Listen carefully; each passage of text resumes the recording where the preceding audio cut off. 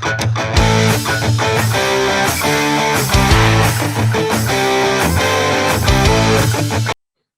friends, welcome to AKT Talk Show. Let's welcome our today's guest, Mr. Vineet Malhotra. इनको अपने TV में देखा हुआ है, न्यूज एक्स चैनल में ये एंकरिंग करते हैं और जर्नलिस्ट भी है और बहुत सारे चैनल्स में आए हुए हैं. बहुत सारे बातें करेंगे, बहुत सारे मजे करेंगे, बहुत सारे गेम्स भी करेंगे. Welcome to the show. Thank you sir. आपने जी स्पोर्ट्स से स्टार्ट किया, फिर नियो स्पोर्ट्स हो गए, दूरदर्शन हो गए और 10 स्पोर्ट्स हो गए. इतने सारे चैनल्स में आपने काम किया हुआ है. तो एक फनी क्वेश्चन है, क्या आपने कभी सोचा था कि एकेटी टॉक शो में आएंगे आप? नहीं, मैं वैसे टॉक शोज में आ चुका हूँ पहले, बट बड़ा अजीब लगता है क्योंकि as a journalist, as a पत्रकार, मेरा काम है लोगों का इंटरव्यू करना. जब मेरा कोई इंटरव्यू करता है तो मुझे बहुत अजीब लगता है. मुझे समझ नहीं आता मैं रिएक्ट कैसे करूँ. और फिर मेरे को ये भी लगता है कि जब मैं लोगों का इंटरव्यू कर रहा होता हूँ, शायद उन पे क्या बीत रही होती है वो शायद मुझ पे बीत रही है. तो एक तरह से ये एक्सरसाइज भी अच्छी है दोनों पहलू जानने के लिए. सर एक बार ये करके बताइए कि आप अगर किसी को जैसे एकेटी टॉक शो में वेलकम करेंगे तो कैसे बोलेंगे सर, आपके स्टाइल में सर? मैं जैसे आपने वेलकम किया उससे अच्छा तो मैं वेलकम कर ही नहीं सकता, बट मोर और लेस वही होगा. उसका बेसिकली एक संक्षेप में वर्णन करेंगे कि कौन पर्सनालिटी है, क्या करते हैं और क्यों उनसे बात कर रहे हैं. बस यही वजह होती है, कब, क्यों और कहाँ. सर एक एक एक बार ऐसे बोल दीजिए ना, जैसे आपके स्टाइल में, welcome to AKT show. Hello and welcome to AKD show. My name is Vineet Malhotra, and today we have the privilege and honor of talking to one of my very dear friends. Let's get going. वाह sir वाह, मजा आ गया. Sir आपके जो journalism के जो career start हुआ था वो जी स्पोर्ट्स से स्टार्ट हुआ था. उसके बाद बहुत सारे चैनल्स में आपने काम किया हुआ है. तो थोड़ा सा इस जर्नी के बारे में कुछ बताना चाहेंगे सर? हाँ, ये बहुत ही एक्स्ट्राऑर्डिनरी जर्नी थी मेरी, बिकॉज मैं जर्नलिस्ट नहीं हूँ पढ़ाई से मैं एमबीए हूँ. मेरे माँ बाप ने काफ़ी खर्चा करके मेरे को अमेरिका भेजा और वहाँ पे मैंने एमबीए की. वापस आके भी मैंने बहुत पढ़ाई करी, पोस्ट ग्रेजुएशन से ऊपर भी पढ़ा मैं. पर उन दिनों मुझे मॉडलिंग का चस्का था. जब मैं इंडिया वापस आया तो मैं खूब सारी मॉडलिंग करता था और मॉडलिंग के साथ साथ मैं एमसिंग भी करता था. और एक रोज मैंने एक ऐसे इवेंट में एमसिंग की जहाँ पर सुभाष चंद्र राजूजी के मालिक हैं, उन्होंने मुझे देखा और उन्होंने कहा कि आप एमसिंग अच्छी करते हैं और आप स्पोर्ट्स चैनल में काम करेंगे. और उस वक्त मैं एयरटेल में काम करता था. मेरी अच्छी खासी नौकरी थी, मैं अपनी पढ़ाई के हिसाब से वेल प्लेड. पर मेरा पैशन, कीड़ा जिसे कहते हैं, मेरा कीड़ा कैमरे के सामने ही आने का था. वो मैंने ऑफर एक्सेप्ट कर लिया और मैं ऑडिशन पे गया और वहाँ सिलेक्ट भी हो गया.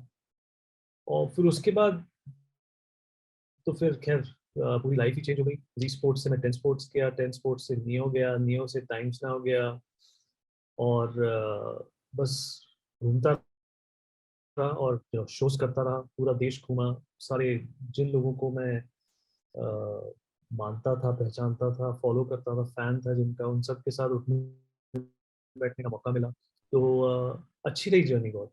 It was a good adventurous life. हालांकि रिस्क था क्योंकि एक अच्छी खासी नौकरी छोड़ के मैंने एक ऐसे इंडस्ट्री में कदम रखा जिसका मुझे कोई ज़्यादा ज्ञान नहीं था, पर कहते हैं ना, जा चाह वहाँ राह, वही हुआ. सर एक चीज और पूछना चाहूंगा, इतने सारे क्रिकेटर्स की आपने इंटरव्यू ले रखा है. कपिल देव का लिया हुआ है, Virat Kohli, Ashwin, Ricky Ponting and so many. Recently आपने मुथाई मुरलीधरन का भी लिया हुआ है. तो ऐसा कोई special episode that you want to recall? इतने सारे हैं, मैं आप किस किस की बात करूं. ऐसा वैसे कोई मैंने कभी सोचा नहीं कि सबसे स्पेशल इंटरव्यू कौन सा रहा है.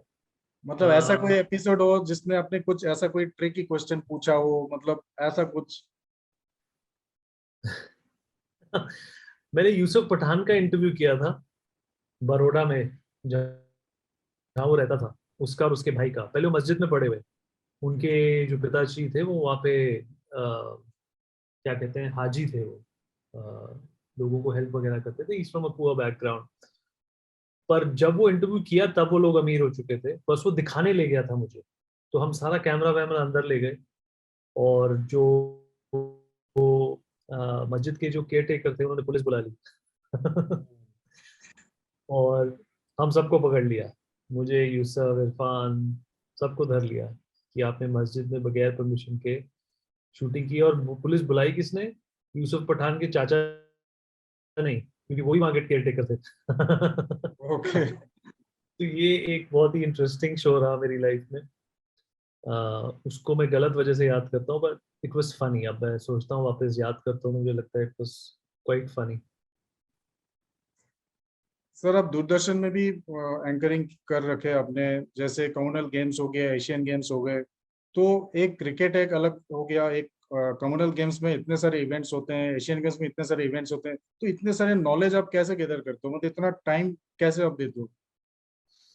देखिए 2010 में हुए थे कॉमनवेल्थ गेम्स, और मेरा लक था कि मैं, मयंती लैंगर, चारू शर्मा, रमन भनोट, ये कुछ चंद ही लोग थे जिनको सिलेक्ट किया गया कॉमनवेल्थ गेम्स होस्ट करने के लिए, जो उन दिनों देश के सबसे टॉप के स्पोर्ट्स जर्नलिस्ट थे।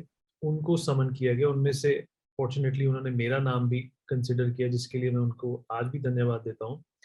देखिए क्रिकेट को करना और मल्टी स्पोर्ट्स करना बहुत मुश्किल है।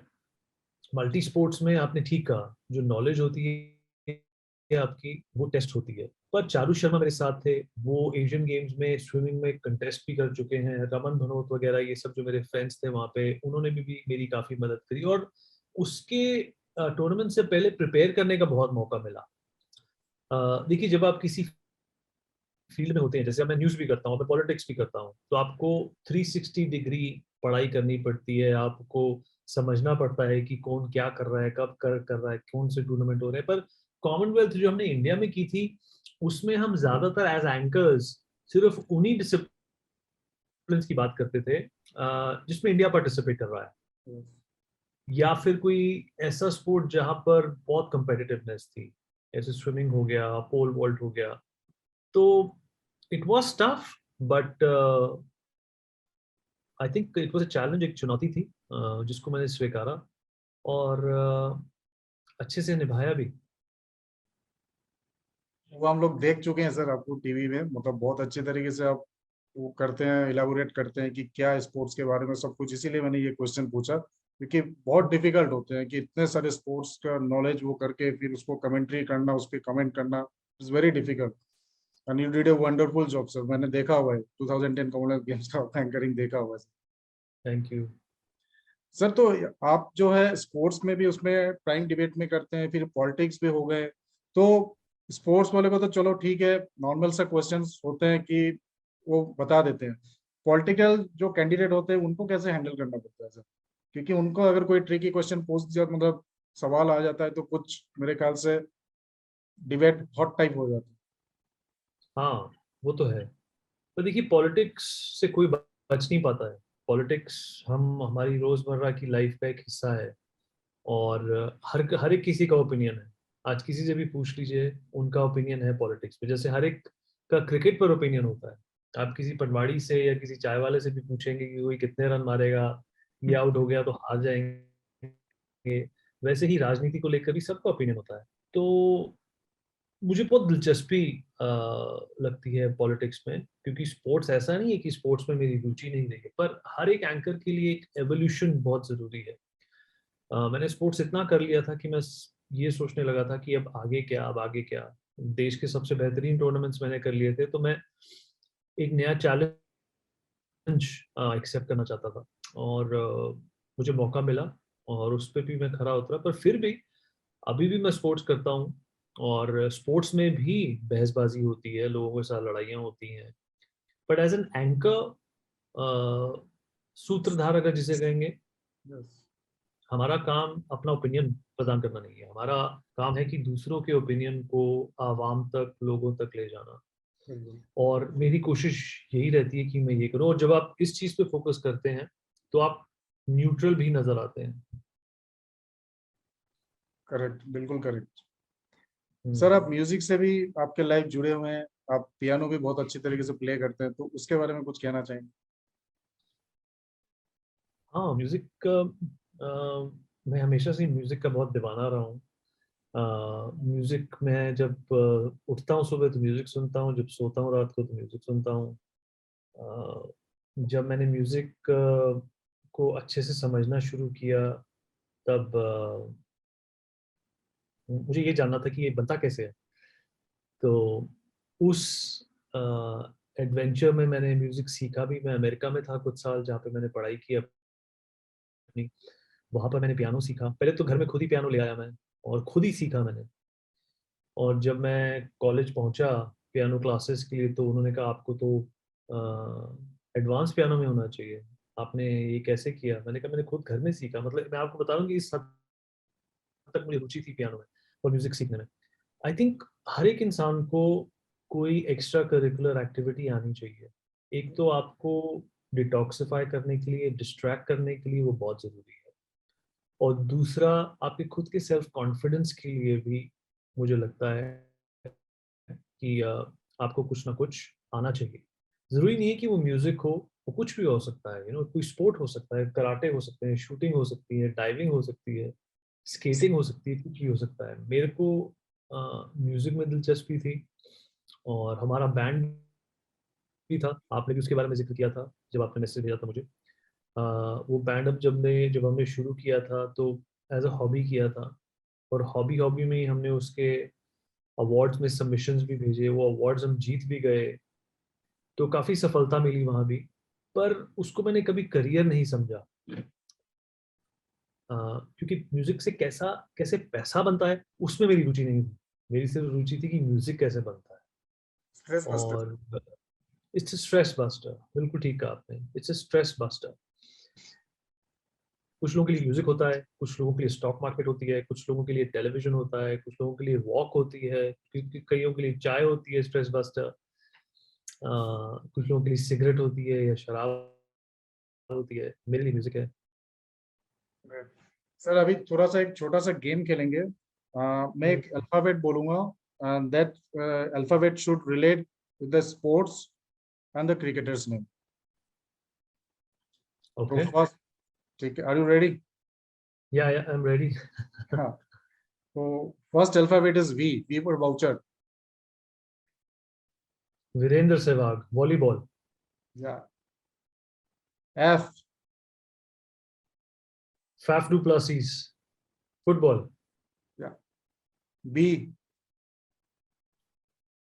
बी, अरे बाप रे, बी से कौन है? बोरिस जॉनसन बोलने वाला था। You to name a cricketer. B से बी से आप बी से आप हो गया Brendon McCullum, billiards. Yes, K, Kevin Pietersen, kayaking। Yes, and C, C से आपका हो गया, सी से कौन हुआ आपका?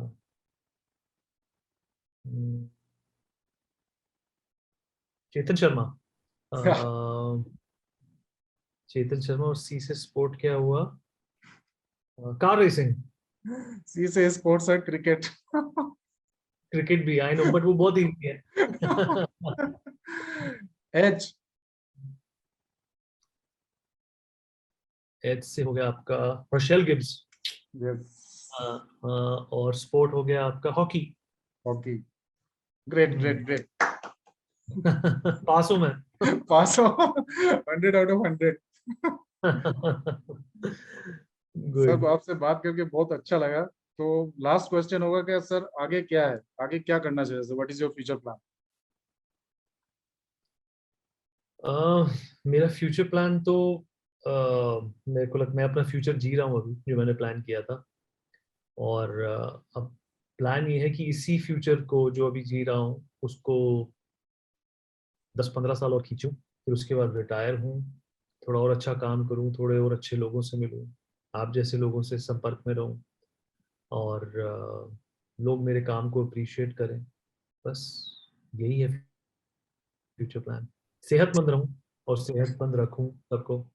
बिल्कुल सर, आपसे बात करके बहुत अच्छा लगा। It was nice talking to you कि इतने कीमती वक्त आप निकाल के मेरे चैनल में आए sir. I am thankful to you. लेकिन नेक्स्ट टाइम सर आप प्रॉमिस कीजिएगा कि जब भी मैं बुलाऊंगा sir, you have to play the piano sir. I promise you, I will play. Thank you. तो दोस्तों, आज का कंटेंट मैं यही खत्म करना चाहूंगा। आगे आने वाले समय में ऐसे ही इंस्पिरेशनल कंटेंट्स आपके सामने लेके आऊंगा।